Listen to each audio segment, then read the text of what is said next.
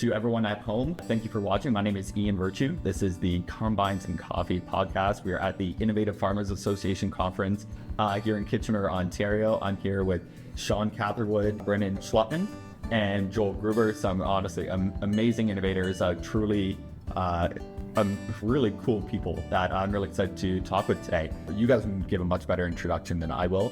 I'd love for you guys to just let everyone know who you are, what you're doing. Shawn, let's start with you. Sure. So my name is Shawn Catherwood. I'm from Saskatchewan, Canada, where I own and operate the family grain farm there as well. My day job is working for PepsiCo as a Canada Regenerative Ag Engagement Lead, where I basically help develop, facilitate, and execute on regenerative agriculture farmer incentive programs that are tied to commodities that PepsiCo has an interest in. Cool. And I'm Brandon Schlautman. I'm the lead scientist of the perennial legume program at the Land Institute in Salina, Kansas, where our institution focuses on developing perennial row cropping systems, both making perennial grains and perennial cover crops for use with annual grain crops. And I'm Joel Gruver, and I'm a professor at Western Illinois University, teach soil science and conservation classes, and do organic grain research, including some work on solar corridors, which are kind of a variation on biostrips that are being used here by Ontario farmers. Very cool. And I hope we have the opportunity to talk about that later. It's so interesting. Each of you brings such a unique perspective within the realm of sustainable agriculture, from soil health and regenerative practices to innovative cropping systems. Are you guys able to share a little bit more about how your work contributes to the broader goal of sustainable agriculture and what you see as the key intersection within your efforts? Anyone can go. Yeah. I'll start, I guess. So I guess within the PepsiCo side of things, of course, there's a big movement right now within supply sheds for these large companies like PepsiCo and Unilever and the rest that are investing into agriculture. And on the surface value, it looks a little bit scary for farmers, I think, which is very valid. I'm a farmer myself, so I came into that skeptical.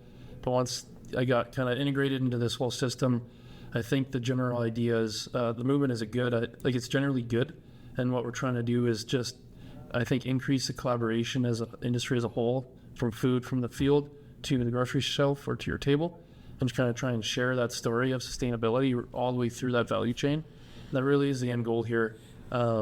At least in my mind personally, and there is a very successful story for farmers to be able to share with the consumers of the world. There's a lot of dialect out there that the farmers are maybe not following the most sustainable practices all the time, and for hurting the earth in various ways. But I think if farmers can do not a better job sharing the story, but just have the access to through companies like PepsiCo and whatever else, I think is a success for society as a whole, to prove that farmers really are trying their best to be as sustainable as possible and being very innovative, because we're forced to, due to climate changes or whatever it may be. But farmers are forced to kind of lead the role, and everyone else can kind of follow them along in the journey. So, absolutely. Thank you. Anyone else? I guess I would say, as somebody who focuses primarily on undergraduate education, I guess what my mission is to facilitate the generational transitions that we need for sustainable agriculture. We need young people to be either transitioning back to making decisions, really being principal operators, not just heavy equipment operators. But we also need young people to play all the other roles in the supply chain. And if they can play those roles with a broader perspective, more than just the daily need to know knowledge, but rather the understanding the issues of sustainability, the global and ecological types of issues, then that will help them, particularly when they run into the more unusual, the challenges. That's when you have to make decisions that really are guided by the bigger picture.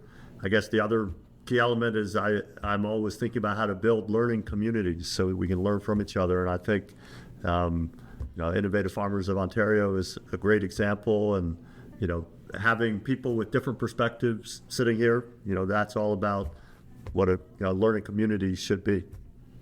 I want to dive more into that later, but Brandon, I'd love to give you the opportunity. Sure, yeah. The organization I work at, we have the vision that sustainability we have this nature as measure sort of framework that we discuss. And when you look at nature, a lot of times there's perennial and diverse plant communities in a lot of our natural areas. And when we think about, where do we see perennials right now? We see them in people's lawns and in ditches and in waterways and things like that where we want to conserve soil. And so the goal of our institution is really to bring those sort of sustainable benefits into row crop production by putting perennials into those systems. And so that's sort of the vision with any new technology. So the new crops that we're developing, they have to be adopted, and we have to make them easy to use by farmers, something that they, demonstrate that's something that is going to work for them. And there's a lot of ongoing work that we're doing to make sure that they're ready to go, and that the growers have the support they need when they do start adopting them. So, yeah. Excellent, thank you. Is there anything else that anyone would like to add? Okay, I'd like to dive into the climate change side of things. So obviously, climate change poses significant challenges not only to agriculture but sustainable agriculture as well. Are each of you able to discuss any specific challenges related to climate change that you face in your work and the innovative solutions that you've implemented or proposed? I guess to put my farmer cap on, I feel like, I've been farming for only 5 years now, a pretty short career, but in that time, there's been crazy swings that the environment is throwing at us. You could have a drought to start out the spring, and you don't see rain for 50 days, and then all of a sudden it starts flooding the next month after. There's no in between. It's like one extreme to the other. And just talking with the older generations that have been around for a lot of years, it seems like they've noticed too in the recent decade or so, things fluctuate more extremely in terms of the weather where we are at. And that's something that we really struggle with on our farm. And that's where this all started with us, is how do we build our soil also that can actually take in water and keep it and conserve it and keep it where it should be, and not just run off the surface or for when it is dry, and then the soil can actually act as a sponge and provide moisture to your crop. So that's kind of where it all started for us. So it's definitely something that, even hearing that from my dad, who's been around for such a long time, and my grandparents, to hear them say that they've noticed a change in the last decade or so, this really makes it more real, I guess. It certainly is the thing that we're facing right now. Now, the solution side of things, whether through Pepsi or as a farmer, are there certain solutions that you're attempting to implement or propose that you find is helping with climate mitigation within these, extreme scenarios? Yeah, for sure. It's hard to cherry pick just one or two practices, because pretty much every speaker said at this conference this week it's a systems approach. And for me, it really is shifting your mind away from that classic row crop conventional type thinking of putting your seed in the ground, putting a bunch of fertilizer with it, kind of ignore the soil, and what it can actually offer is just a substrate to grow a crop. You got to get out of that frame of mind and actually build the soil, because the soil can actually function and provide for a crop the way it's naturally intended to. So things like perennial cropping really intrigues me, because that's a perfect example of using nature on your side. Because you look at the natural ecosystem where we are, it's native grassland that's perennials, and they're surviving well, right, even with these fluctuations that our annual crops are struggling with them. So it's there's something there. How can we emulate nature a little bit better? So at the end of the day, that's what we're trying to do on our farm, is mimic nature as much as humanly possible in an agriculture setting, which is tough to do, but that's what we're trying to do. Brandon, are you able to speak to these challenges? Well, yeah, I think the hard part is a lot of the challenges of climate change. Some we have ideas, some we don't. And I liked what Joel said. Some of the most important things, all of us, farmers, researchers, we have to be open and ready to change. We need to be able to change with it as it's happening. And I think that's a mindset that we all have to adopt. The land suit, our work is working in perennials. And we think about the grasslands that were in the Corn Belt and other places before we introduced annual agriculture there. Those mollisol soils, they were built by 10,000 years of perennial grass species putting carbon in the ground. And so in a lot of ways, we hope that by mimicking that, we'll start this process of regeneration and hopefully a little bit of climate mitigation. But it's a hard world. It's hard to be able to say, one thing is gonna solve a problem. It's going to be a lot of changes for a lot of efforts of a lot of people to bring it. So. Awesome. Joel?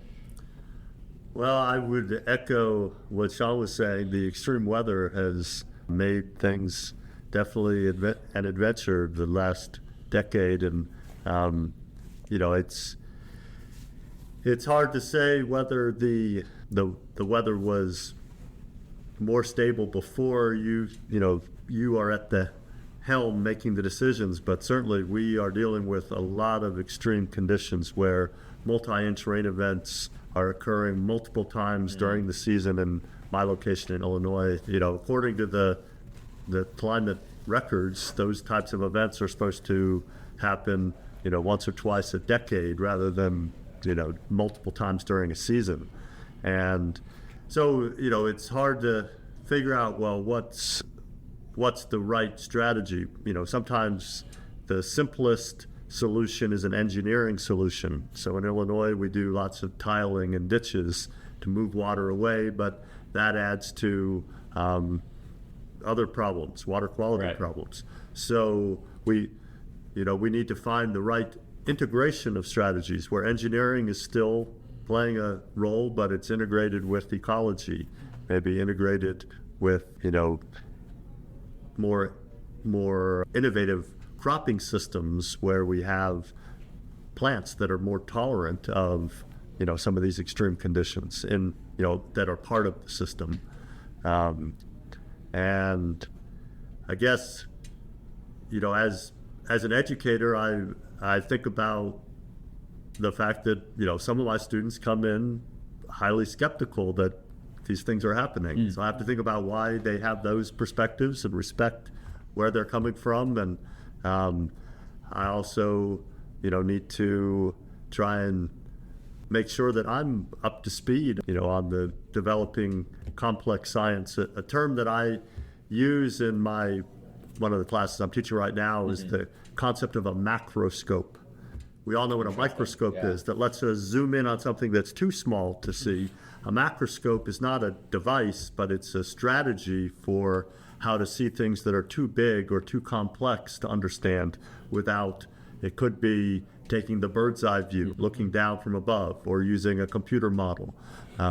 But I feel fundamentally my role as an educator is to be a macroscope, to take things that are too big or complex and not lose the complexity, but help the complexity be understood. And so provide that field of view. I'd like to dive into your work a little bit further. I'm curious, especially on the biostrip and the precision tillage practices that you've been such a huge part in. Are you able to share any breakthrough moments within your research or your education that you found really sparked moments within your students? Well, I guess, the fundamental challenge for making cover crops actually contribute to, whether it be water quality or soil health, is they just tend to be planted too late and killed too early. So we need to find ways to let them grow longer. And so that's one of the reasons why I became interested in the solar corridor concept, which is a variation on biostrips where we actually we move apart some of the corn rows, and it doesn't have to be done just with corn, but that, it's generally, you're going to find a crop that is very responsive to having more light, more air movement to fit into a solar corridor system. And then you can grow these cover crops in between and have essentially a full growing season to grow the cover crop biomass. And the biostrip system here in Ontario, they are following wheat. So, that I think is another key part of it. They are growing something that could be a cover crop, wheat, or another small grain, but they are taking it all the way to harvest. So I think they're capturing even more benefits than if they had used it as a cover crop of wheat. They're capturing the economic value and letting the roots grow much bigger and doing more with that species. And then, on top of that, the direct benefits from the wheat, they have the indirect where they have this window of opportunity to grow more cover crops, but they are figuring out how to do it with more precision, using precision ag technologies. My students like to hear about innovative technologies, and when you can integrate something that they might think of as old school with new technologies, then it's particularly appealing to the students. So, it can't just be something that is exciting and sounds new. It has to work, and I think it was impressive in the session I was just in. There, I was glad to see there were at least 10 hands of people in there who were doing biostrips, and they were all doing it in fairly similar ways. So it showed me there was a system that has been fine-tuned, and it's working across different farms. Was that a surprise for you today to see that many hands up? Yeah, well, I was surprised. If there were 10 people in that room, there are many more people out there, I would think, across the farms of Ontario, or it could mean that this organization is a real magnet for bringing together the innovators, and that the 10 most experienced people with biostrips in Ontario were in that room. It could be. That's it, right? But that's great. I mean, how you bring together the innovators so they learn from each other, that's what a good organization does. And, I have the impression that this organization, Innovative Farmers of Ontario, and other organizations that I've been involved with, like Practical Farmers of Iowa, they broaden the tent. They don't just focus on organic or no-till. They really focus on all the different ways that farmers can test things on their farms and figure out solutions. So I'm always impressed when I witness how organizations, broaden the tent to get more people involved. I think what makes the events like the IFAO so interesting is you really do have that divide between like the small I innovation and the large I innovation, where you have those individuals such as people at Haggerty Farms, Chuck Barsich, who's just doing some incredible big I innovation robotics work, and then you have the small I innovation, what is something that is much more accessible and approachable, and something that can be explored further without needing an engineering degree. And I think balancing both is what makes events like these so cool, and being able to bring individuals such as yourselves with such diverse backgrounds, but really an incredible intersection in all the work that you're doing together, and being able to sit around the table here and talk. Brandon, I'd like to pivot over to you quickly. Your work at the Land Institute on perennial crops represents like this really radical shift in agricultural thinking, which I think it's so cool. Talk about it all day, but I need to narrow in on some key insights or developments that you, within your work, are there any that you believe hold specific promise, or areas that really excite you? Yeah. Well, there's a lot of exciting stuff happening at the Land Institute. And the work it has multiple opportunities and directions where it could go. So we have things like Kernza, the perennial grain crop that's being domesticated, and there are some farmers across the U.S. and other places that are starting to grow it. And Kernza represents a sort of innovation that has a lot of thresholds it has to meet. We have to build, the crop itself through breeding, the agronomic practices to go with it, and then, some of this cultural work at the end of it, which is introducing it to consumers, doing consumer education, creating markets for it, building all the infrastructure for it. So it's a long-term innovation that could be great to have a brand new cereal grain crop someday. But there's a lot that has to happen in the meantime. In addition to this sort of domestication pathway, we're doing wide hybridization research, which is crossing sort of regular bread wheat with other perennial grasses to try to create something that is a real perennial wheat crop that can utilize existing infrastructure programs, markets like the PepsiCo market or other bigger markets, and it could fit right in there kind of immediately. So those maybe offer some other sort of near-term paths to perennialization that don't necessarily require changing all of the sort of cultural identity of building a whole new culture around a crop. And then I think the perennial cover crop work I've described as an innovation that's maybe a little bit more accessible right now to a broader range of people. We envision it fitting into corn and soybean rotations, but also, working with milo or other row crops. And that's something that, while you need to develop the crop perhaps in some of the agronomic practice, you don't have to come and develop the cuisine and the marketplace for it. You still are using the grains to still have their own marketplace, and they still have the existing infrastructure. Now, is that what makes it so accessible, or are there other reasons? I think it makes it accessible in terms of like scalability within a certain framework of time. Things like Kernza, most of us can only think 10, maybe 15 years in the future, but you can imagine, 300, 400 years in the future, it's I think very possible that things like Kernza could have higher yields than any of the cereal grains we have right now, with the right sort of focus on breeding and agronomic practices and effort devoted to it.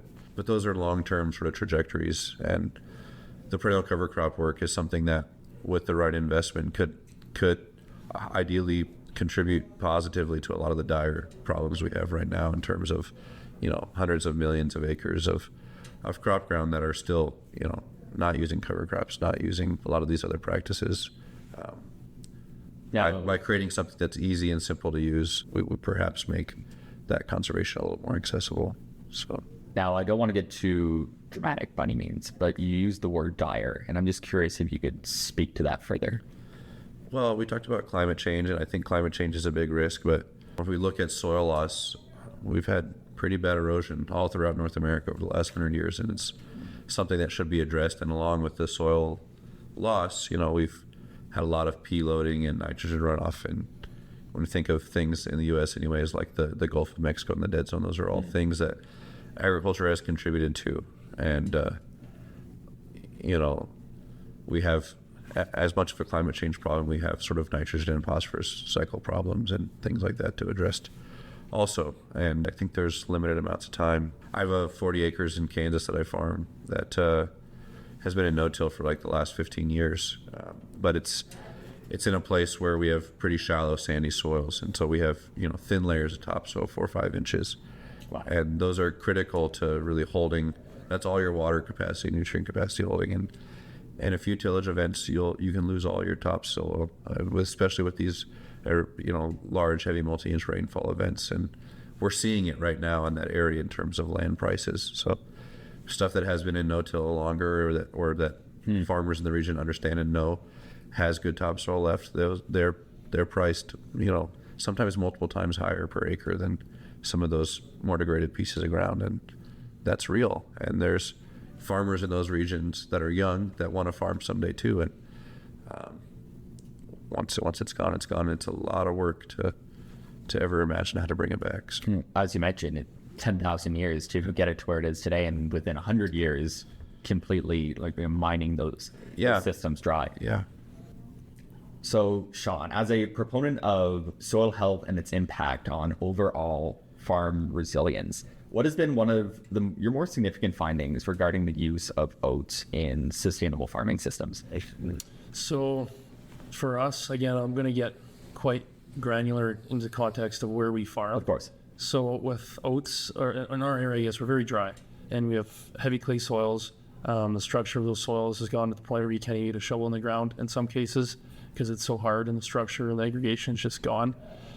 And we grow a lot of pulse crops in rotation as well, which is very low residue crop. And then we start getting into issues with wind erosion and losing the soil, and water erosion. And like Brandon mentioned, we're actually losing our soil, and that was a real reality for a while and for a long time. And then we brought oats into rotation because of initially because of the high residue potential that crop brings. So I know in some areas where it's more wet, that's actually an issue, but for us, it's a positive. And having that thick straw on top acted as a mulch, catches more snow in the winter for us, which brings more water into the system, and it just kind of creates more of a humid environment at springtime to get the new seedlings up through that stubble. So it's just, as a no-till crop, it made a lot of sense for us. That's where it all started. But since then, it's progressed even more to everything else I talked about today, with the flexibility of the maturity of an oat crop being as short as it is. And we don't grow a lot of winter crops in my neck of the woods because the winters are pretty severe. Stuff doesn't survive very well. So we have to get a little creative with spring crops. And the shorter the spring crop, the more opportunity we have for cover crops. And it's just been, that alone right there has been a huge proponent to accelerating our goals, to build the resiliency of our soil. And oats has been quite, if I was to rank it in terms of my favorite crops in our farm, it'd be number one, but not for an economic reason, just because I truly believe it's been that crop that's really taken us to the next step, just because of everything that it allows us to do. If that makes sense. It absolutely does. Sorry about that. Excellent. Okay, I want to bring it back. I want to bring everyone back together for a second. So I think one of the hurdles in shifting towards more sustainable practices is one, like improving their economic viability. And I feel like for farmers, that's usually what's at the forefront of their mind. I'm wondering if you guys can speak to the evidence or experience, demonstrated experience with the economic benefits of sustainable ag, at least through each of the different lenses that you guys provide. Well, I think historically, within my School of Agriculture, we have had ag econ professors that teach the ag business or farm management type classes, and there has not probably been enough integration of these concepts across multiple classes. But that's something that I have been trying to do, but I think I'm in the early stages of that. But a program that Shawn and I were just talking about a little while ago, Precision Conservation Management. That's a program brought by the Illinois corn growers to Illinois, and now it's spreading more broadly. But it's all about the economics of conservation, helping farmers to understand their data, but then also to be able to benchmark and look at what other farms are doing in terms of how conservation is impacting their bottom line. And those types of data sets are very useful for teaching purposes. So I'm always trying to find that information to show in classes.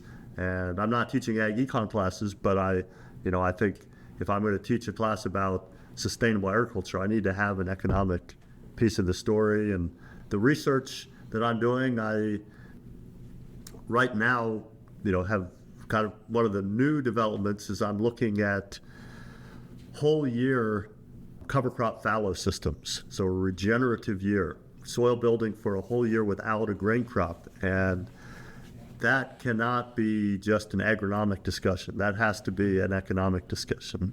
And so I've been trying to use enterprise budgets to look at just how much do I have to benefit during the grain years for it to pay for that soil building year. Anything you guys would like to add?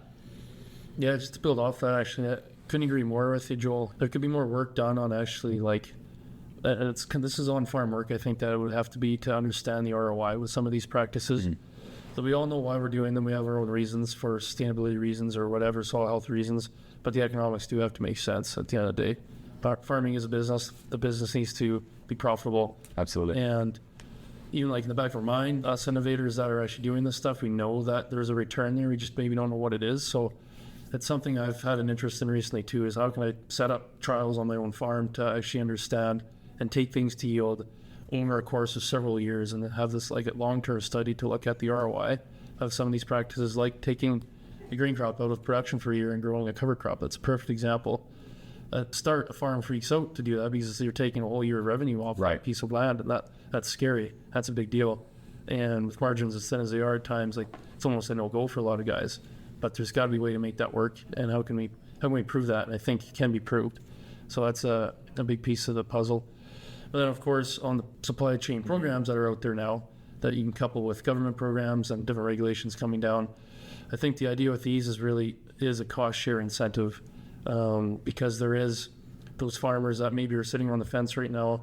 They want to dip their whole toe into this regenerative agriculture stuff, but maybe they're a little bit hesitant because there is upfront costs. Buying cover crop seeds expensive, equipment changes you have to make to your air seeders and whatnot to be able to do some of the things you want to do. There's a lot of upfront investment, and then I feel like that will pay for itself over time.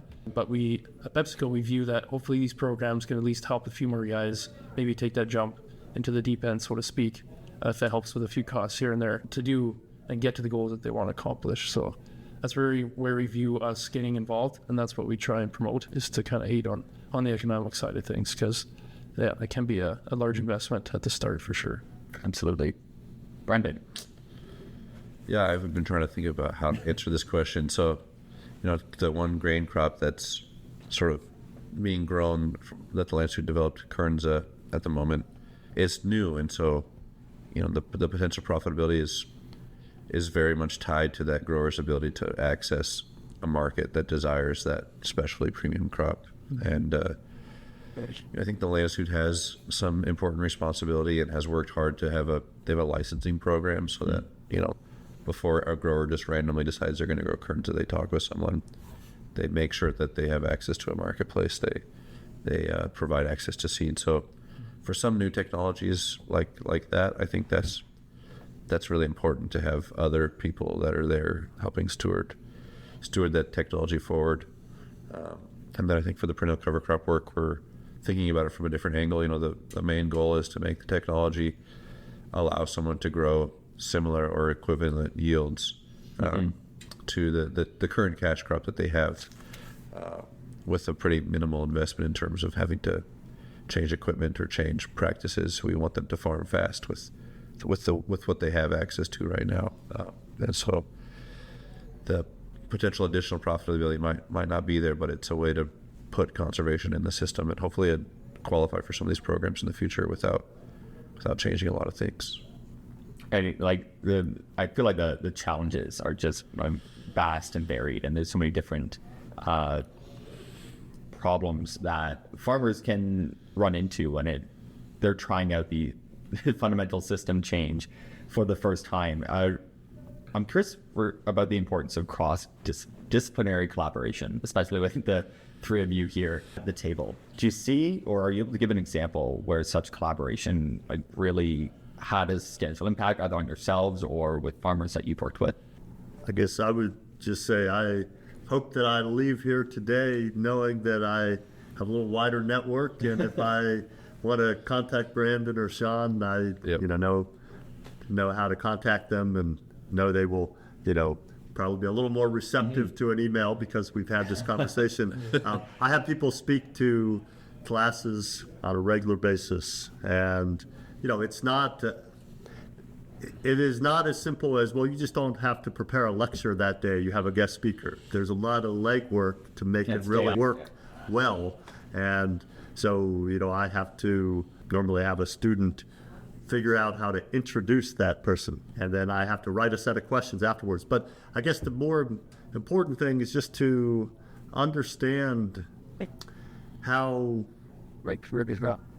a learning community is necessary to solve what I think sociologists call wicked problems that are really complex and just are not easy. The low-hanging fruit is just, that's different than the types of bigger climate change or dead zone in the Gulf of Mexico problems. And it cannot be solved with our standard engineering solutions. We need people to bring different perspectives. So, yeah, I think just right here we have some different angles that right now maybe we don't know how they should intersect, but we're geographically intersecting at this moment, and we need to ponder what other ways we can intersect. Well, that'll be the next podcast. Brandon, anything you'd like to add? Well, I think the group is pretty interesting. I'm involved in some academic research that spans disciplines, but I think Joel's mention of this sort of macroscope idea, I think the three of us represent sort of an academic, nonprofit, and larger for-profit enterprise. And at a macroscope level, we have to figure out how to work together across those different sort of organizational types towards similar goals. And so, maybe when we think about transdisciplinary, this is the future that needs to happen, is figuring out how people that are operating at different scales can work together to bring, the innovations that are part of their individual learning communities to the table collectively at broad scales. So pretty neat group here. Couldn't agree more. Shawn? Yeah, I agree with all that. I think to build off that a little bit, there's definitely been in the past a disconnect in the food system at all levels, and there just always has been, because it's a complex system and with complex issues. But feeding the world isn't easy. Exactly. And it's just like the disconnect between, it's famous, from consumer to farmer, that's always existed. Consumers don't exactly understand what's actually happening on farms. Farmers might struggle a little bit to understand why consumers are worried about this and that. So there's always been that disconnect, but I feel like right now we're on the leading edge of this movement, if you want to call it, so to speak, with these companies like PepsiCo and everyone else getting involved. I kind of mentioned this at the start, but it's like sharing that story and bridging it all together, because there's no one group that's going to solve these complex issues. It can't all be on the farmers, even though they're ones on the ground doing these practices, throwing down regulations at farmers, be like, hey, you got to reduce fertilizer by this and this and this, or else we're all in trouble. And it's like, oh, all of a sudden all the pressure's on the farmer. And that's not fair. It really has to be a team effort by all these different disciplines like are sitting out here today to help each other out. And right from the farmer all the way through the supply chain, including the PepsiCo, including the retailers, including the government. And then somehow we all have to collaborate and understand how to solve these complex issues, which is a big ask, but I think it's a necessity. I could not agree more. Is there anything else you guys would like to add? Well, the three of you have been so generous with your time. I don't want to keep you much longer, especially with lunch coming up, or I think we are in lunch right now, which is even scarier. I would like to give each of you the opportunity to share something that's exciting in your life right now, a personal value you'd like to share, or something that you're working on that you'd love the world to know about. Joel, would you like to start? Oh, wow. Well, I mean, I think this idea of taking a whole year out of grain production is one of the most exciting things that I've gotten involved with in my, research career. And I mean, it came about because of crop failures. And I think the key thing for all of us is to figure out how to, turn disasters into learning experiences and figure out how there's something to be benefited from that disaster. And so extreme weather creates disasters. That's why we had years where we didn't harvest a crop, and so then we planted cover crops, and the next season we had better crops. And we realized that we would have had even better crops if we had been more strategic about it, planted the right cover crops that, I hear in Ontario they talk about tactical cover cropping. So if we had been more tactical both during the disaster year and during the following year, so that we had the most responsive type of cropping system to that soil building year, then we would have benefited even more. So that's one of the things I'm most excited about. I just 2 years into doing this type of research, and I think maybe we'll have other types of disasters in the future that hopefully we can be learning from. But this is where we're at right now, trying to understand how to make the most of a regenerative year. Amazing. Well, excited to hear more about that in the future. Brandon. Yeah, I don't know. I guess I'm thinking a lot about this. Has been a great conference, and it's really fun to see how Tori and you, everyone's brought these innovative farmers together. A lot of times, people that are studying agriculture, it's a lot of times a farmer that's the innovator, and we're trying to understand, well, why did that work, or why didn't that work? And the innovation is really spawned by a lot of people trying stuff in many, many different places or on their own farm. And so it's great when there's organizations and conferences like this to bring them all together. So excited to be here to learn about what's happening here myself. And is there anything you want to share with your work at the Land Institute that you're excited about, that you want the world to know? I want them to know the Land Institute exists. The Land Institute's a really special place.